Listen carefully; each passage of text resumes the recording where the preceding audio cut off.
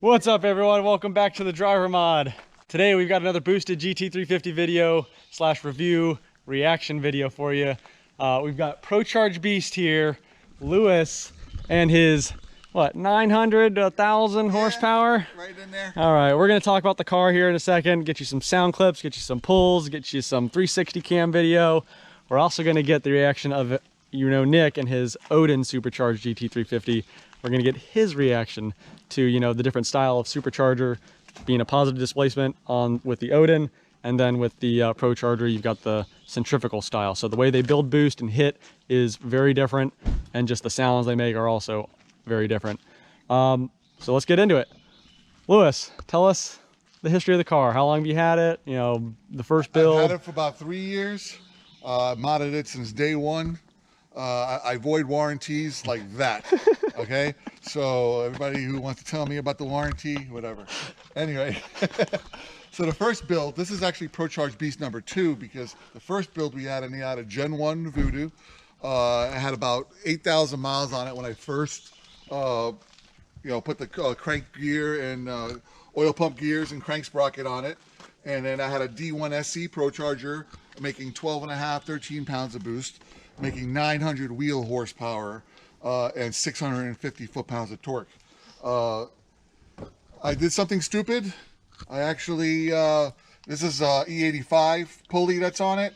They ran out of E85 during, last year, and I ended up putting 93 octane in it.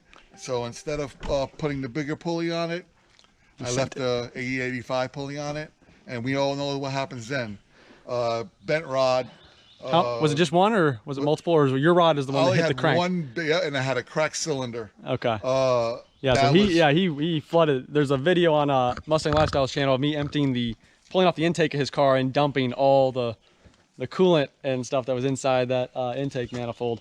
But yeah, actually his car actually blew up about the same time as this one, and They both got back on the road right about the same time. So they were both down about 6 months, but user error on the side of this one. Yes. So now we're on build number 2. So now what's different between this one and the first one? We have a Gen 2 Voodoo in it now with the oil pump gears and crank sprocket done to it.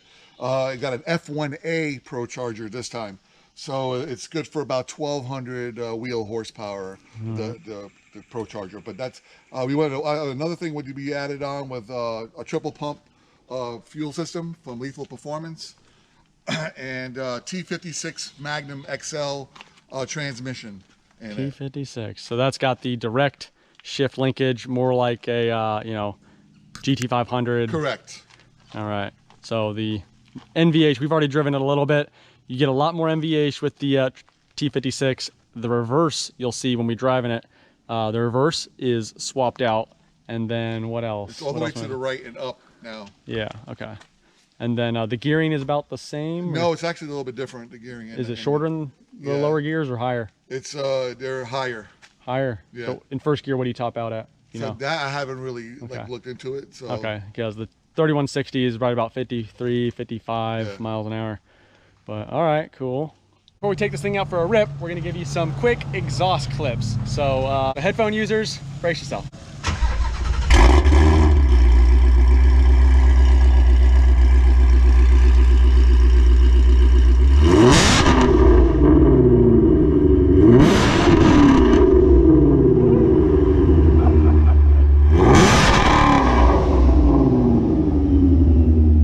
Pretty healthy.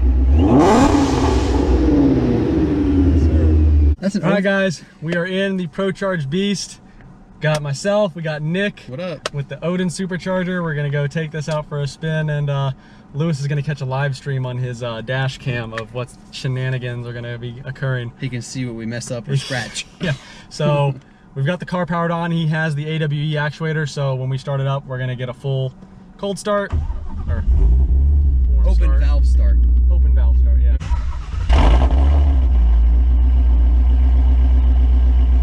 That closed. All right. So we've got the T56, and the biggest difference between the T56 and the 3160 is obviously the remote mounted shifter versus the direct shifter, and then the reverse linkage. It's instead of being to the left and up in the 3160, it's up and to the right So I'm probably gonna mess this up pretty good. It's a lot easier than my car. All right, here we go.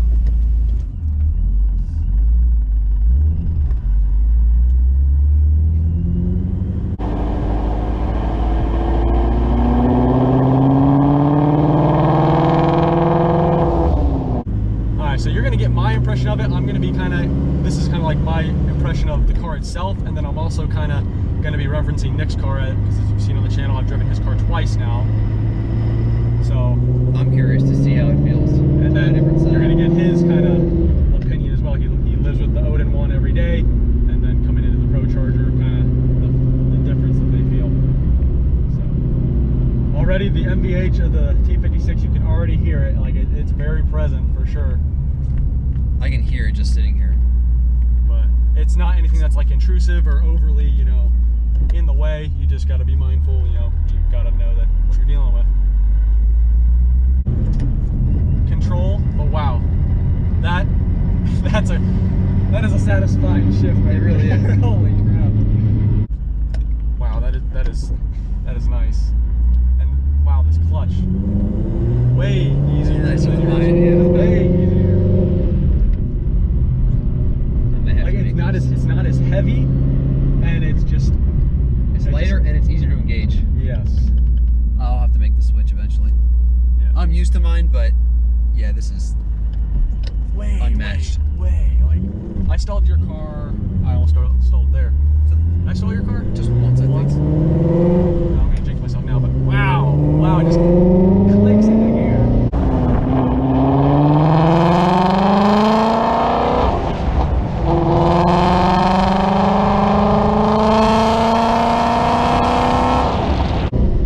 So we're just gonna take it simply. Other than it being vastly louder than my car, he's got a full free-flowing exhaust system, full EPA legal. It kind of almost feels like my car. He's got the comfier seats from GT500. But yeah, it's almost like I'm driving my car. He's got a carbon steering wheel, so the overall feel of the steering wheel is a lot different. But other than that, driving it, Yeah, a little buzz. wow, yeah. How does it feel going through each gear? Does it feel like It's like longer or shorter? I mean, we can. I just mean I know. like your normal acceleration you did right there. If you compared that to your car. I was shifting like a.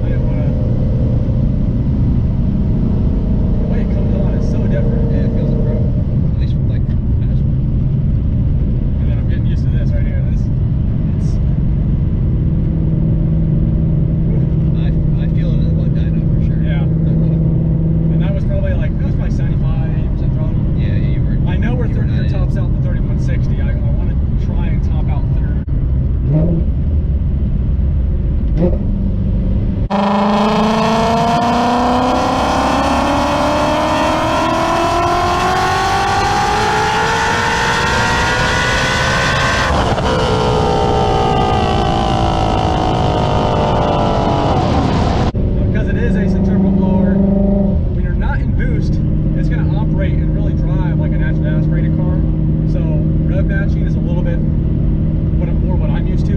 So getting into this one, I feel like I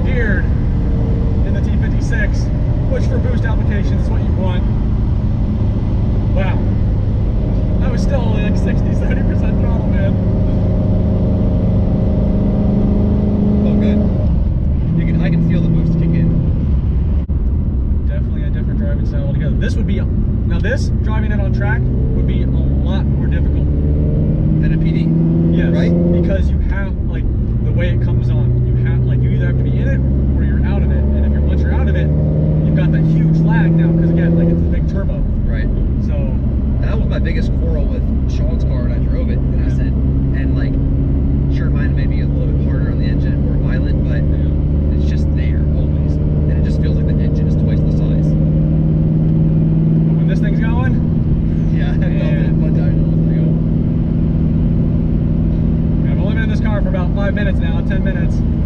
I haven't given it full throttle yet because I'm still just trying to wrap my head around this thing. You can hear just that hint of the Procharger from the inside, and from the outside, the thing just sounds like a jet engine. Yeah, the vibration is pretty. It's not terrible.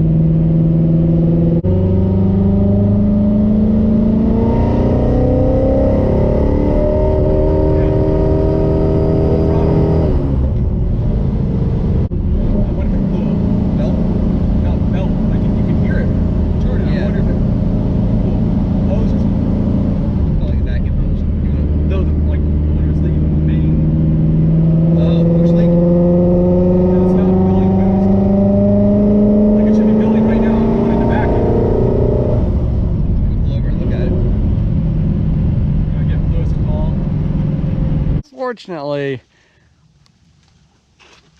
in the middle of this fun session, we blew the charge pipe off the end of the Procharger. Obviously, that's not something you can have happen with a positive displacement blower. So, exactly. Is that a fault in the design? You can decide. This is the first time it's ever happened to me. First time. I've done hundreds of pulls. Yeah. It's the first time, and you had to be driving. And I had to be the one driving it, so fuck. I guess I was giving it the beans, I guess. Yeah, you were giving it the beans. See guys, this is what we need more of in the GT350 community.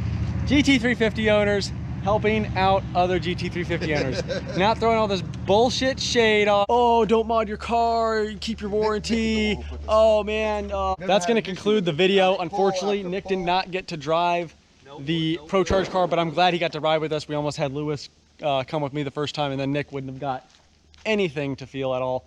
But what do you guys think? Rain check to drive the car. Rain check? We got a good test of this. Yeah. Now another reason to come back down and drive the beast when we get a try it and see. I mean, it's a different feeling, but they're both fast as hell, boy. Yeah. You cannot deny either power adder. The butt dyno approves. Yes, but dyno approves. Yep.